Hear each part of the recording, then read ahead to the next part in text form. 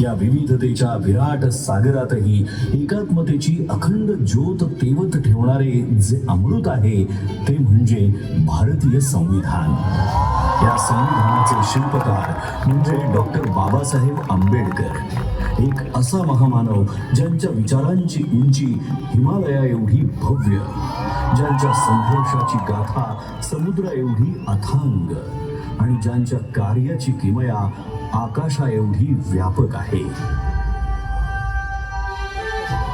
संविधानाच्या प्रत्येक ओळीतून उलगडणारी डॉक्टर बाबासाहेब आंबेडकर यांची दूरदृष्टी ही केवळ कायद्यांच्या चौकटीपुरती मर्यादित नाही, तर ती एका आदर्श समाज रचनेची जिवंत प्रतिमा आहे.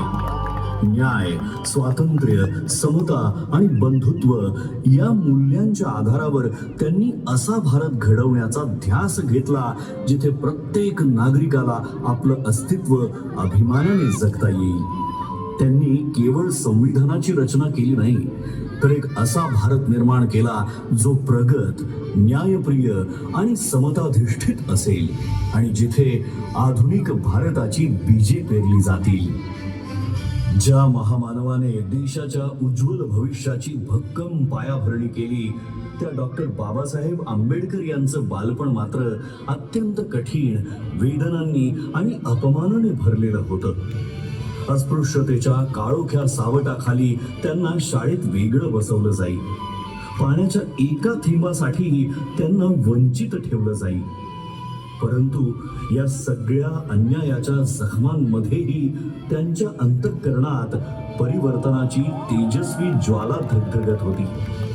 त्यांना ज्ञात झालं होतं की शिक्षण हेच ते शस्त्र आहे जे अज्ञानाच्या अंधाराला चिरून टाकतं आणि माणसाला स्वाभिमानाने जगण्याची ताकद देतं. या जिद्दीच्या जोरावर ज्ञानाचा अखंड प्रवास सुरू झाला. मुंबईच्या शाळांपासून ते कोलंबिया युनिव्हर्सिटी, ग्रेज इन आणि लंडन स्कूल ऑफ इकॉनॉमिक्स या जागतिक दर्जाच्या संस्थांपर्यंत त्यांनी डबल डॉक्टरेट आणि बॅरिस्टर ॲट लॉ या उच्चतम पदव्या संपादन करून ज्ञानाच्या आकाशाला गवसणी घातली. त्या काळात इतक्या उच्च शिक्षणाची किमया साधणारे ते एकमेव भारतीय ठरले. आपल्या विलक्षण बुद्धिमत्तेच्या जोरावर परदेशात सन्मानाने आयुष्य जगण्याची संधी असतानाही डॉक्टर बाबासाहेब आंबेडकरांनी मातृभूमीची निवड केली. मात्र भारतात परतल्यावर त्यांना जातीच्या कारणामुळे बडोद्यामध्ये राहण्यासाठी छप्परही नाकारलं गेलं. पण अपमानापुढे झुकण्याऐवजी त्यांनी संघर्षाचा मार्ग निवडला. त्यांच्या कार्याची दखल घेत छत्रपती शाहू महाराजांनी 1920 साली त्यांना नव्या युगाचा नेता म्हणून गौरवलं आणि तिथूनच सामाजिक क्रांतीची नवी पहाट सुरू झाली. 1927 साली घडलेला महाड सत्याग्रह हा केवळ पाणी पिण्याचा हक्क मिळवण्यासाठीचा लढा नव्हता, तर तो मानवी स्वाभिमानासाठी उभारलेला पहिला महान संग्राम होता. 1927 साली महाड येथे झालेला चौदार तळे सत्याग्रह, त्यानंतरचा काळाराम मंदिर सत्याग्रह हा संघर्ष तर श्रद्धा आणि समानतेच्या संगमावर उभा राहणारा ऐतिहासिक टप्पा ठरला. हा केवळ पाण्याच्या हक्कासाठी नव्हता, तर मानवी स्वाभिमान, समानता आणि सामाजिक न्यायासाठी उभारलेला पहिला महान सामाजिक संग्राम होता. 1930 ते 1932 या कालखंडात डॉक्टर बाबासाहेब आंबेडकर यांनी गोलमेज परिषदेमध्ये सहभाग घेत वंचित, पीडित आणि शोषित समाजाचा आवाज जागतिक स्तरावर पोहोचवला. अनहायलेशन ऑफ कास्ट या त्यांच्या क्रांतिकारी ग्रंथातून त्यांनी जाती व्यवस्थेच्या मूळ पायालाच हादरा दिला.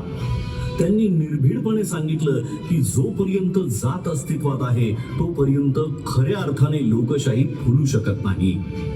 मी हिंदू म्हणून जन्माला आलो असलो तरी हिंदू म्हणून मरणार नाही हे वाक्य केवळ एक उद्गार नव्हे, तर अन्यायाविरुद्ध उभं राहण्याचा, समतेसाठी लढण्याचा संकल्प होता. डॉक्टर बाबासाहेब आंबेडकर यांचा संघर्ष केवळ सामाजिक परिवर्तनापुरता मर्यादित नव्हता, तर त्यांच्या वैयक्तिक आयुष्यातही वेदना, त्याग आणि कठोर परीक्षांनी भरलेला होता. या कठीण प्रवासात त्यांच्या सोबत खंबीरपणे उभ्या राहिल्या त्या म्हणजे रमाबाई आंबेडकर. एक शांत, संयमी पण अतूट सामर्थ्याची मूर्ती. घरात आर्थिक तंगी असताना उपासमारीच्या छायेतही त्यांनी कधीही तक्रार केली नाही. योग्य उपचारांच्या अभावामुळे आपल्या लेकराला गमावण्याचं असह्य दुःख त्यांना सोसावं लागलं, तरीही या दुःखाने त्या खचल्या नाहीत. उलट आपल्या पतीच्या महान ध्येयासाठी त्यांनी प्रत्येक वेदना मागे सोडली.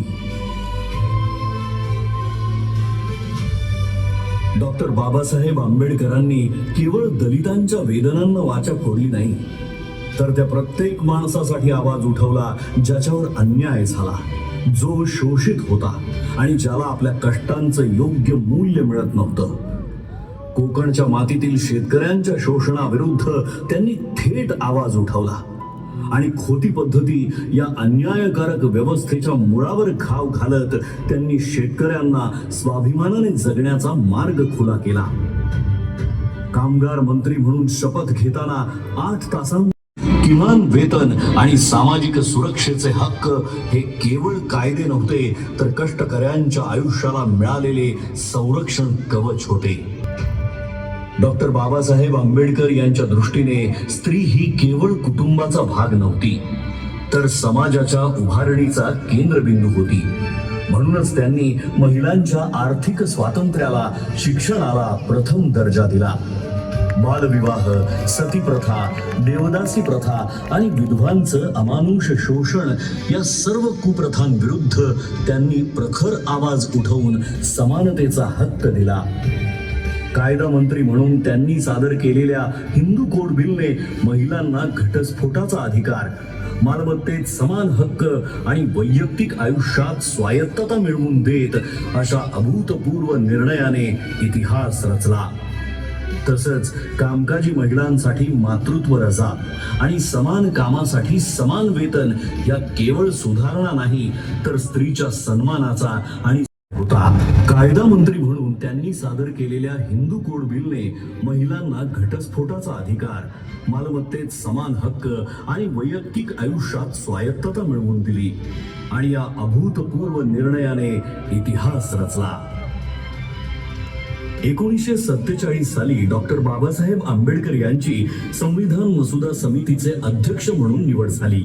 या जबाबदारीला न्याय देत त्यांनी भारतीय संविधान या अद्वितीय ग्रंथाची निर्मिती केली, जो जगातील सर्वश्रेष्ठ संविधानांपैकी एक आहे. संविधानाच्या माध्यमातून त्यांनी प्रत्येक व्यक्तीला अभिव्यक्ती स्वातंत्र्य, समानतेचा हक्क, अस्पृश्यतेचा अंत आणि सर्व प्रकारच्या भेदभावावर कठोर बंदी घालून मानवाधिकार केवळ कायद्याच्या चौकटीत न ठेवता प्रत्येक भारतीयाच्या जीवनाचा अविभाज्य भाग बनवले. तसंच समता, करुणा आणि प्रज्ञेच्या प्रकाशात त्यांच्या आत्मसन्मानाला एक नवी उंची प्राप्त करून दिली. महात्मा ज्योतिराव फुले, भगवान गौतम बुद्ध आणि संत कबीर हे डॉक्टर बाबासाहेब आंबेडकर यांचे प्रेरणा स्रोत होते. त्यांच्या विचारांच्या मुळाशी असलेली स्वातंत्र्य, समता आणि बंधुत्व ही मूल्ये त्यांना विशेषतः भगवान बुद्धांच्या तत्वज्ञानातूनच सापडली. 14 ऑक्टोबर 1956 रोजी नागपूर येथील दीक्षाभूमीवर इतिहासाला वळण देणारा तो निर्णायक क्षण आला. त्या दिवशी डॉक्टर बाबासाहेब आंबेडकरांनी बौद्ध धम्माचा स्वीकार केला आणि सुमारे 5 लाख अनुयायांना धम्मदीक्षा देऊन एका महान सामाजिक क्रांतीची सुरुवात केली. जगातील सर्वात मोठे शांततापूर्ण सामूहिक धर्मांतर म्हणून या घटनेची इतिहासात नोंद झाली. त्यांनी केवळ संविधानाची निर्मिती केली नाही, तर एका सशक्त, न्यायप्रिय आणि एकात्म राष्ट्राचा पाया रचला. म्हणूनच ते केवळ एका समाजाचे नेते नाहीत, तर संपूर्ण भारताचे राष्ट्र निर्माते आहेत. अशा या महान विभूतीचे, या युगपुरुषाचे आपण आज कृतज्ञतेने स्मरण करूया आणि अभिमानाने, आत्मसन्मानाने आणि एकतेच्या भावनेने म्हणूया, जय भीम, जय भीम, जय भीम.